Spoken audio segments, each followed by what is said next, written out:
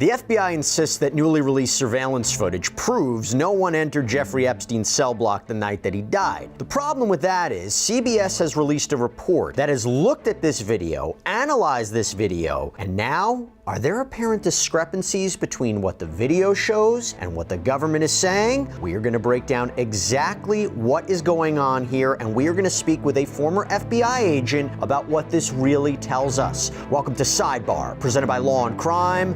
I'm Jesse Weber. Okay, so before we get into the story, I wanted to make a quick announcement. Law&Crime, we need your help. So we want to create something new for our viewers, something that you'll love and enjoy. But we want to make sure that what we create is based on your opinion and your voice. So what we did is we created a short survey to get your feedback. And we're going to be selecting 10 people at random who took the survey to get a free Law&Crime t-shirt. If you want your voice to be heard, please check out the survey. Let us know your thoughts. The link is in the description and the pinned comment. Back to the story. Do you remember when the FBI and the DOJ released their statement several weeks back confirming that after a thorough investigation, they concluded convicted sex offender Jeffrey Epstein died by his own hand in the Metropolitan Correction Center in NYC back on August 10th, 2019? Remember that? That it was consistent with the autopsy, that it was, quote, supported by video footage from the common area of the Special Housing Unit, SHU, where Epstein was housed at the time of his death? That as DOJ's Inspector General explained in 2023, anyone entering or attempting to enter the tier where Epstein's cell was located from the SHU common area would have been captured by this footage. The FBI's independent review of this footage confirmed that from the time Epstein was locked in his cell at around 10:40 p.m. on August 9th, 2019 until around 6:30 a.m. the next morning, nobody entered any of the tiers in the SHU. During this review, the FBI enhanced the relevant footage by increasing its contrast, balancing the color, and improving its sharpness for greater clarity and viewability. We remember this statement? And then, of course, we know former Attorney General William Barr said in his personal review of surveillance footage, it didn't show anyone entering Epstein's area. Current FBI Deputy Director Dan Bongino echoed that the video clearly showed Epstein was alone. But CBS News has now come forward and has come out and said that its independent analysis of the video that the FBI released is not so clear-cut. The main thing is that you don't have a great view of the entrance to Epstein's cell block, citing that is not in line with what we're hearing from officials. Now, CBS News, they created a digital reconstruction of the prison layout using references from the 2023 DOJ Inspector General's report, and they say there are a bunch of inconsistencies between the video, the IG report, and what officials have said publicly. Now, to be clear, to be very clear here, the video that was released, it doesn't disprove that Epstein died by his own hand, but it seemingly raises questions about the investigation. And so I want to back up for a second. I want to give you a general overview of this facility, okay? So Epstein was being held in the MCC in Manhattan in a secluded area called the SHU, the Special Housing Unit. It had 3 wings, each with 2 levels, and Epstein was kept on the upper floor of this wing. So to get to this cell, you'd have to take a staircase from the common area, and this is right where the guards usually worked. Now, according to the IG report, the Inspector General's report, which we reviewed, there were multiple cameras in the unit streaming live, but apparently nobody was actually watching them. The report reads, this investigation and review revealed long-standing deficiencies with MCC New York's security camera system. These deficiencies resulted in nearly all of the cameras in and around the SHU where Epstein was being housed to not record video starting in late July 2019 and continuing through the date of Epstein's death on August 10th, 2019. According to forensic analysis conducted by the FBI after Epstein's death on July 29, 2019, a disk failure in MCC New York's DVR2 system caused approximately half of the institution's cameras, including nearly all of the cameras in and around the SHU, to display only a live video feed with no video recording. MCC New York personnel did not learn of this system failure until 11 days later on August 8, 2019. MCC New York personnel determined that the DVR2 system needed to be rebuilt to restore recording functionality. Despite the lack of recording functionality, this repair was not completed until after Epstein's death. And so thanks to the broken equipment, you really got one camera that recorded anything useful. That single camera caught a slice of the common area, just a bit of the officer's station, and a small section of the stairs apparently leading to Epstein's cell. Talking a video like this, let me tell you real quick, we here at Sidebar, we produce so many video clips a day, and we use a platform called Opus Clip. And if you're interested, if you're on social media and you want to learn more about how to do this, this is an all-in-one AI editor that makes it easier and faster to cut, create, and upload videos across all social media platforms. So through the power of AI, Opus Clip automatically generates B-roll, it cleans up audio, and it reframes your videos for any platform. Opus Clip is so easy to start using. I'm going to show you how right now. All you have to do is go to opus.pro/sidebar, sign up, and then upload a video. In just a few minutes, you will have tons of perfectly edited clips ready to go. So whether you're making videos for TikTok or Shorts or Instagram Reels, Opus Clip is your one-stop shop for getting your best content seen by more viewers across all these platforms with the press of literally just one button. And if you're wondering how good the AI edited videos are from Opus Clip, I'll tell you what, just look at our content here at Law&Crime. Our producers have used Opus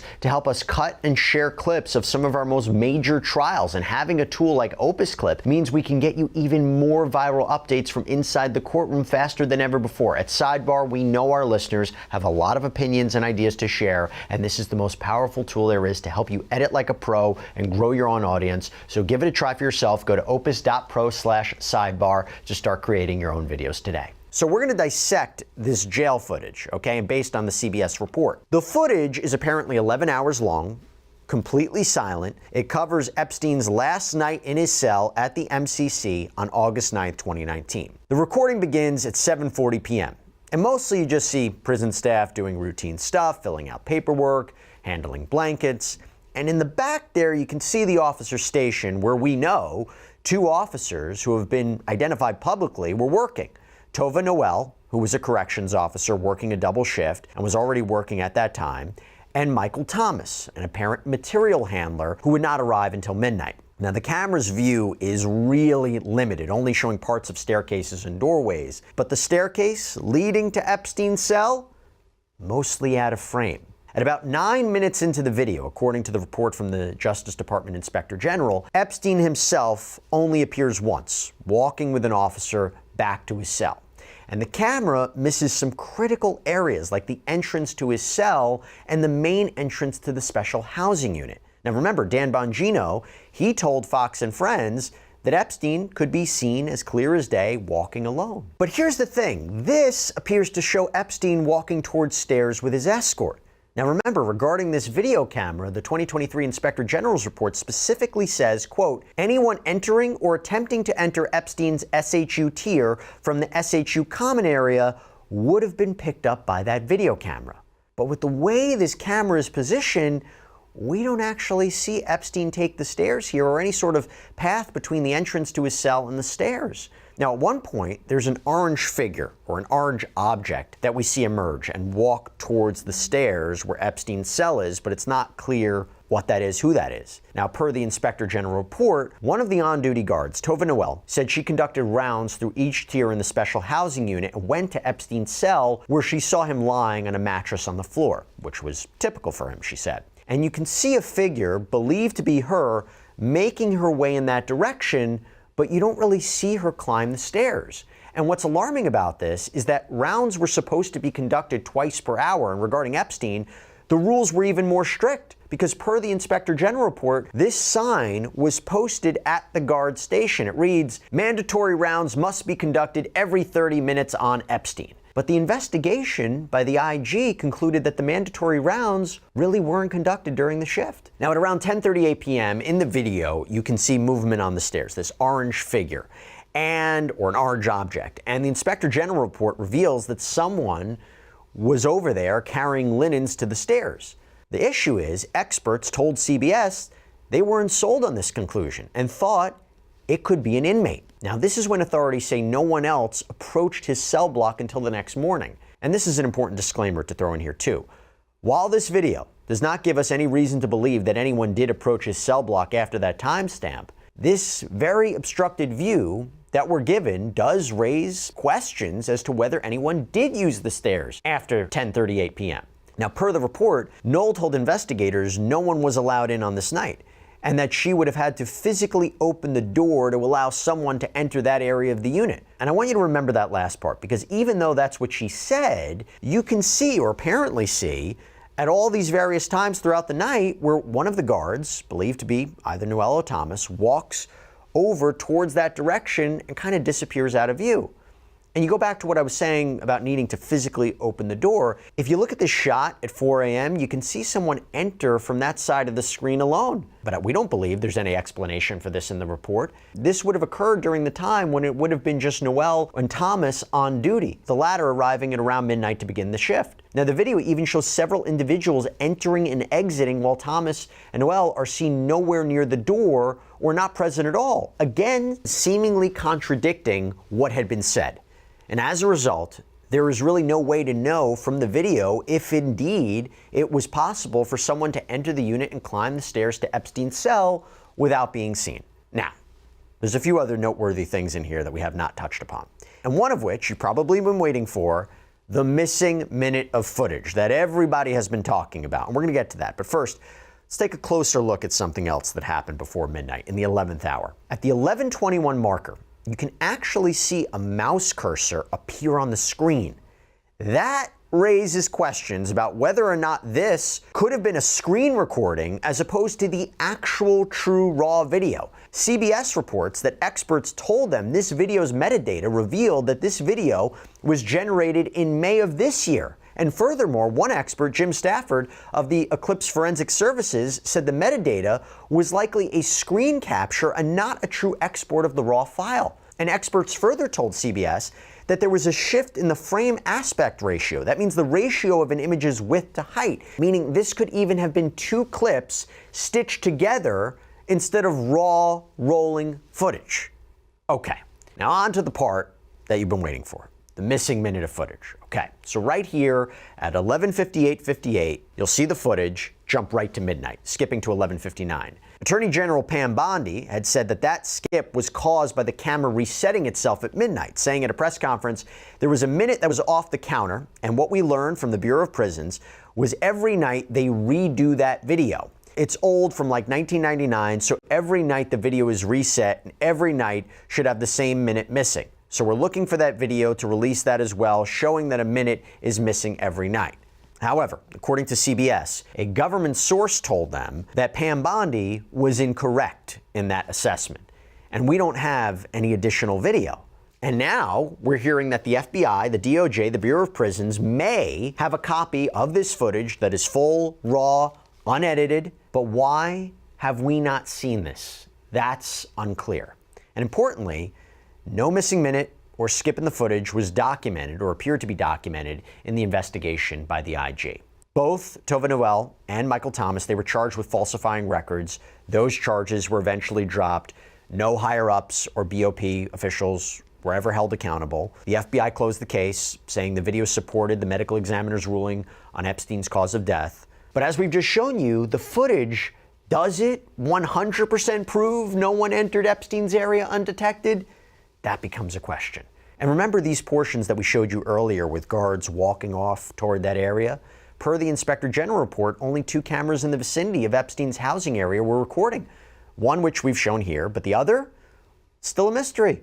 Per the IG's report, this was a camera located in an elevator bay that provided video of the exit onto the facility's 9th floor, and you could see a screenshot of what that camera captured here in the report, but the video hasn't been released. CBS News reached out to the Justice Department, the Bureau of Prisons, the FBI, and the Inspector General for answers on what's in that missing footage, but they say they were given the ring around.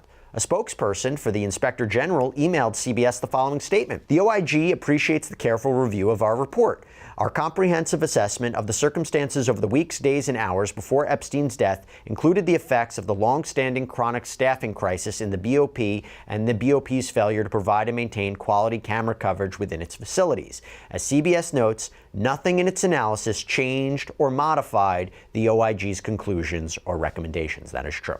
Okay, so what do we make of all this, right? Well, let me bring on somebody who knows the inner workings of the FBI. Retired FBI agent Colin Schmitt, current president and CEO of Kronos Investigations, has been following the Epstein-Maxwell saga for quite some time. Thank you so much for coming on. What to you was the biggest takeaway from this CBS report? Well, the fact that they had noticed an anomaly or aberrant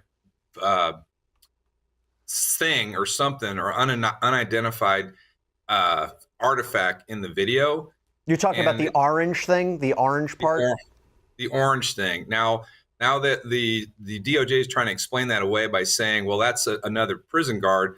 But as I understand it, prison guards don't wear orange jumpsuits. Well, let's be clear about it. So there's orange object just before 10:40 p.m., moves up to the Epstein area.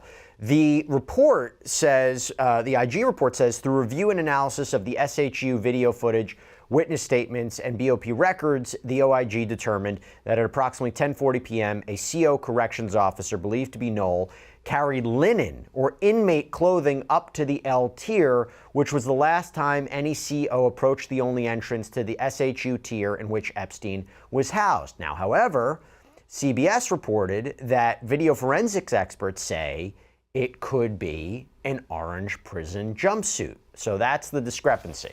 You got to add some logic to this. If they're going to bring up linens or an orange jumpsuit, are they going to have it on a hanger and it's going to be hanging down as if they're delivering a $300 customized suit, Italian suit? No, it's going to be folded up when they give it to them. So the video, it's just continually adding more and more and more fuel to the fire, more questions to this, as well as the fact that the forensic analysis of the video shows there was a minute missing, and then the analysis of the metadata is showing that the video was not the original, it was altered. A lot of different parts of this. Let's talk about the missing minute.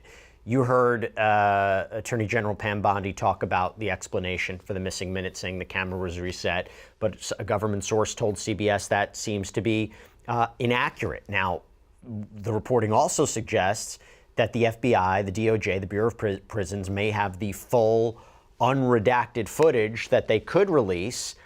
We don't know what's true. Is there a reason they wouldn't release all the footage if it exists? I'm not aware of a reason, since they've already said that there's nothing to hide or nothing. They want to be completely transparent.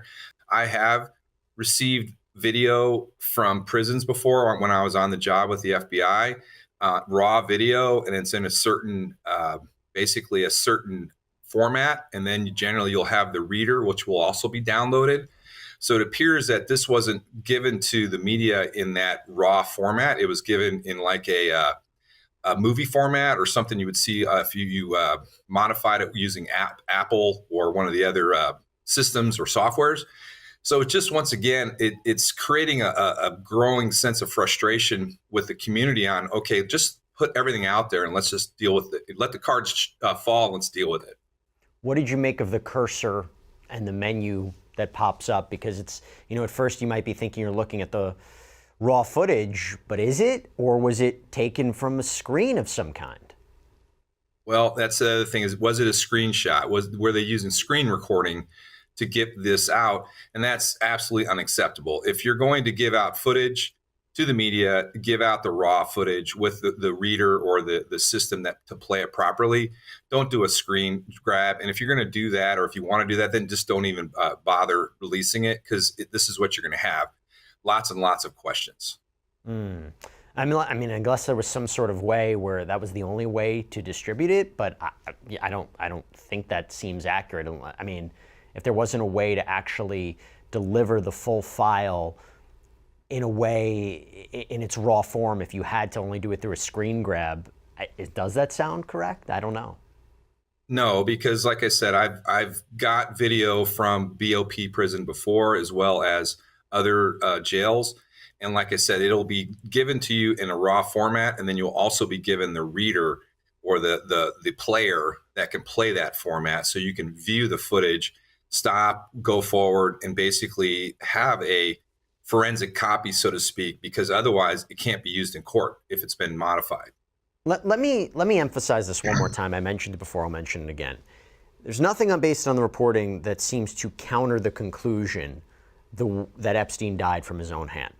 But it does raise questions about the investigation, whether or not this was sloppy. I mean, here's the thing. According to CBS, Jim Stafford, who is a video forensics expert, reviewed this surveillance footage from the prison, or from the MCC, and also reviewed the Inspector General's report and told CBS News, quote, "To say that there's no way that someone could get to that, the stair up to his room," meaning Epstein's room, "without being seen is false."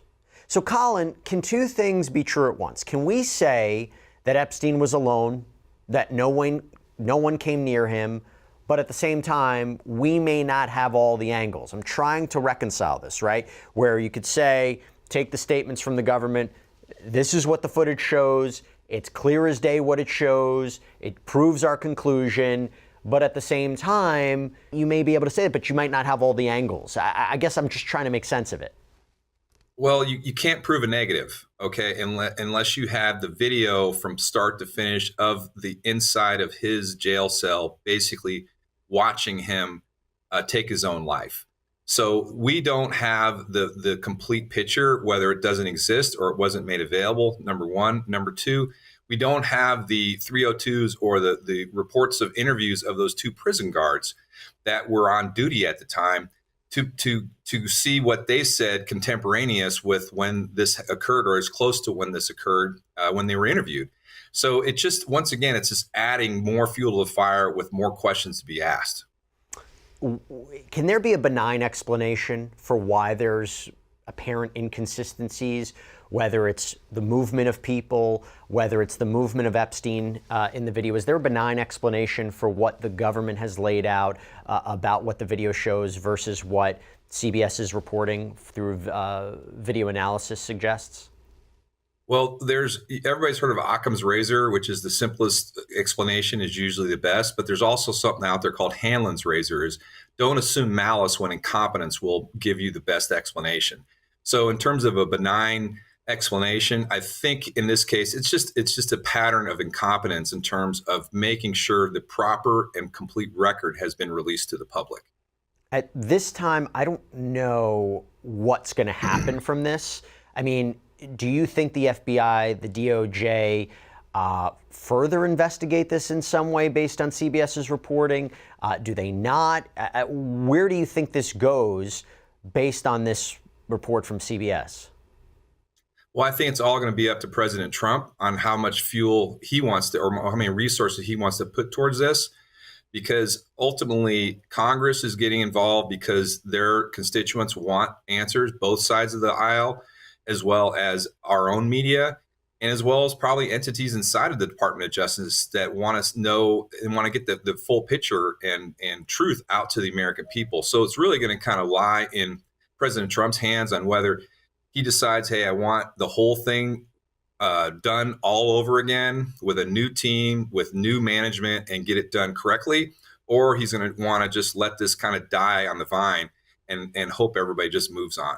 And by the way, as we're talking about this, Colin, there's that whole part of this report that seems to suggest, was it one complete video or was it stitched together a little bit?